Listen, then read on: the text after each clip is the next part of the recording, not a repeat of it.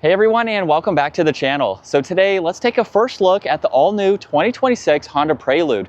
Huge shout out to Honda of Huntersville for providing this new sports car for me today. Take a look at their website, that link is down in the description. This Prelude is finished off in white frost, which is the only option for this particular model, and the MSRP is just shy of $44,000. Now this is powered by the 2-liter inline 4-cylinder. It's also paired to a 2-motor hybrid system, which is shared from the Honda Civic, and it's paired to a CVT transmission.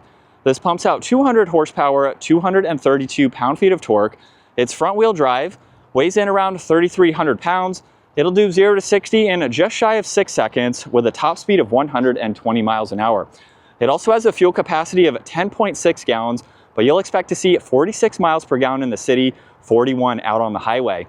This also has a wheelbase of 102.6 inches. Its overall length is 178.4. It has a width of 74, a height of 53, and its ground clearance measures in at 5.3 inches. Now for this all-new Honda Prelude, this is basically replacing the Honda Civic Coupe. So we now have a newer generation for this since it shares a lot of components from the Civic hybrids. It also shares some components from the Honda Civic Type R. So while it doesn't have a ton of power, it still has some of those handling and sporty characteristics. Now up front, you'll notice the gloss black Honda badge. There's also a blue stripe right in the middle of the gloss black bumper. There's parking sensors up front and then LEDs for the lighting. They have a nice dark housing to them, and you'll notice it matches nicely with the trim accent that connects them from side to side. So you have bodywork that protrudes slightly into those housings just to give it a nice front end. There's also some bulges on both sides of the hood coming down and wrapping around that Honda badge there to give it a great look. Now this model also has a set of 19-inch gloss black wheels, and it also features the blue Brembo brake calipers. This has 4 pistons up front with a 13.8-inch rotor, and then single pistons in the rear with a 12-inch rotor. You'll notice there's gloss black for the lower side skirt, matches nicely with the front bumper. There's also the body-colored mirror caps, which have a turn signal, and then this is a normal coupe, so there's no sunroof or anything, but it gives it a great look along with gloss black for the window trim there. There's also a flush design for the door handles, and then you'll notice this functional trim piece just behind the front tire there with some lines that flow off of that into the back here, and there's also that fender arch with that prominent line on the back. Now with this coupe, there's a steeply raked rear glass. This also has a third brake light up top, and then you'll notice Honda right in the middle of all of the LEDs. So that bar runs through the liftgate for this, where Prelude is just underneath that. There's also a backup camera, parking sensors, that blue stripe that we saw up front works its way to the back with more gloss black. And then this is the key fob for the new Prelude. So if I lock it, I can hold on this button on the left side, and this has a remote start. So let's take a listen. And it's definitely very quiet, but you can start it up as needed if you need to, and then use that same control to shut it off.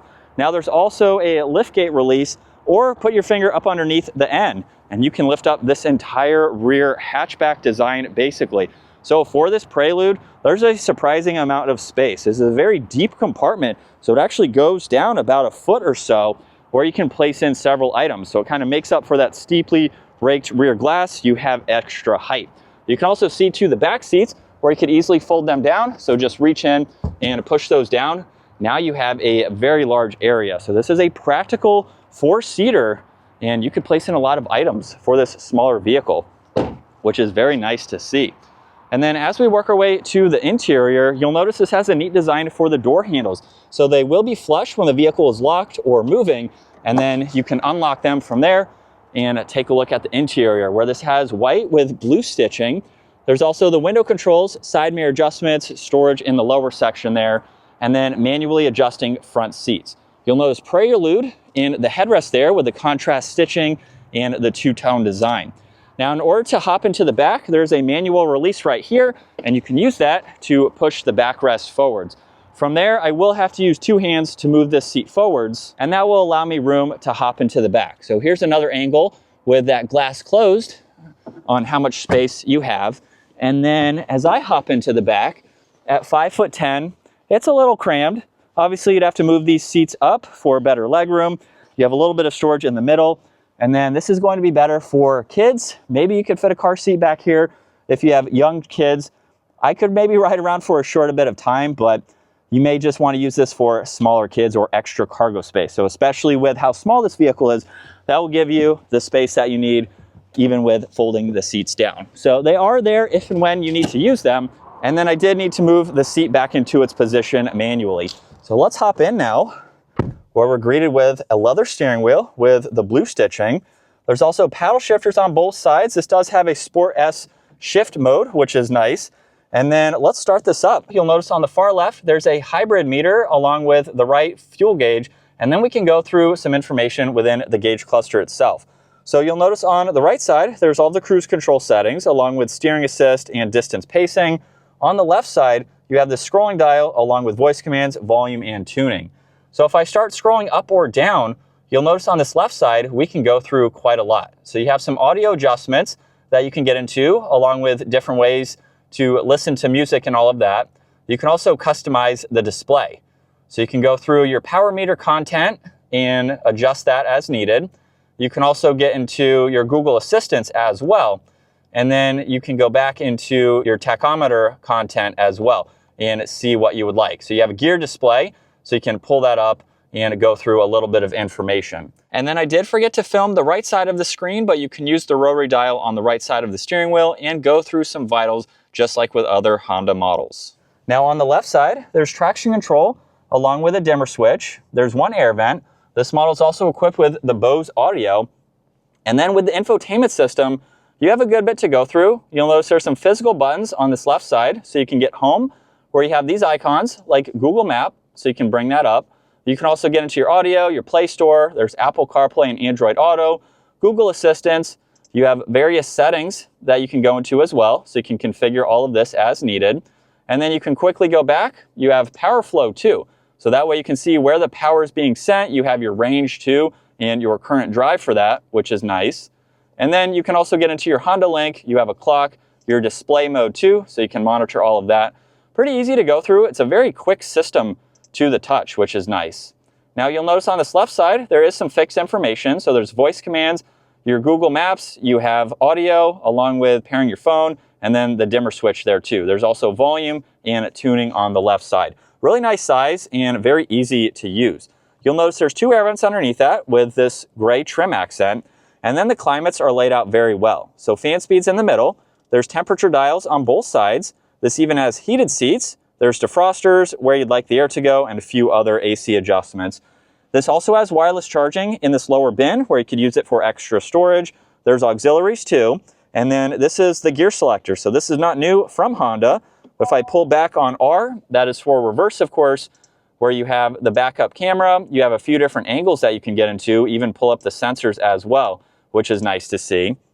You have neutral in the middle. There's also drive. Once you have it in drive, that's when you can go to the S Plus mode. So you can push on that and you'll notice it pop up in the lower section. It changes the tach and the miles per hour slightly.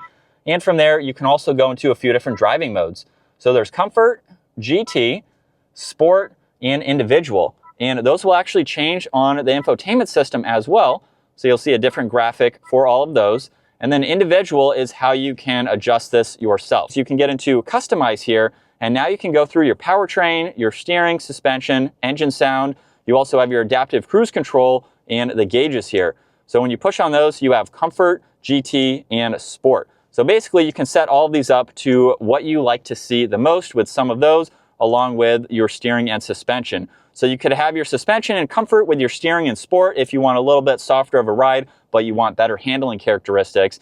And then you can turn the engine sound with a few settings there. You have your adaptive cruise and then even the gauge cluster too. So that is neat to see for the individual settings. And then park's located up top. And then with the vehicle in drive, let's just show the EV mode real quick. Over on that left side, you'll see EV ready. While there's not a true EV mode for this model, it will default to EV mode in parking lot situations. So if I were to get on the accelerator right now, of course the engine would kick on, but you do have that hybrid assistance from the motor. So at parking lot situations like this, just letting my foot off of the brake pedal, we have the silent EV mode. So it's nice to have that assistance in the background. You don't have to worry about that being an additional mode, and it's not a vehicle that you have to plug in and charge. So it's nice to have that extra assistance, and it gives you some more MPG as well. Now there's also the e-brake with auto hold. You have a deep compartment for 2 drinks, a little bit of storage in the armrest, which has this unique design. So it wraps around so you can have larger items, which is nice. And then there's the glove box with plenty of space and this really nice soft touch material with Prelude and the contrasting stitching. And that runs across the whole dash here. There's also the rear view mirror and then dome lights, and you get a sunglass holder too. And then as far as visibility goes, you have a little bit of a pillar there, but I am used to mid-engine vehicles where visibility is not as good as this. So honestly, for the design of this vehicle, you have that small cargo window there too, so you can easily see over both shoulders. So unfortunately, we will not be getting the Prelude out on the road, but we will be able to drive one in the future and really see how this is. Now, from what we've seen with this model, it's pretty much going to be the replacement for the Honda Civic Coupe. Since that is no longer made, I would assume this is going to drive fairly similar, and then with some of the Type R components, it's going to drive very similar to the Type R as well. So it's kind of a mix between the Civic Hybrid Coupe and the Type R, which is neat to see for this latest model. So stay tuned for test drives in the future with this car so we can really experience especially the Sport S Plus shifting with this CVT and how this vehicle is to drive. So I hope you all enjoyed today's full video going over the new 2026 Honda Prelude and the first look with this model. If you enjoyed today's video, give it a huge thumbs up. Consider smashing that subscribe button so you can stay up to date with our daily uploads. And I will see you all in the next video.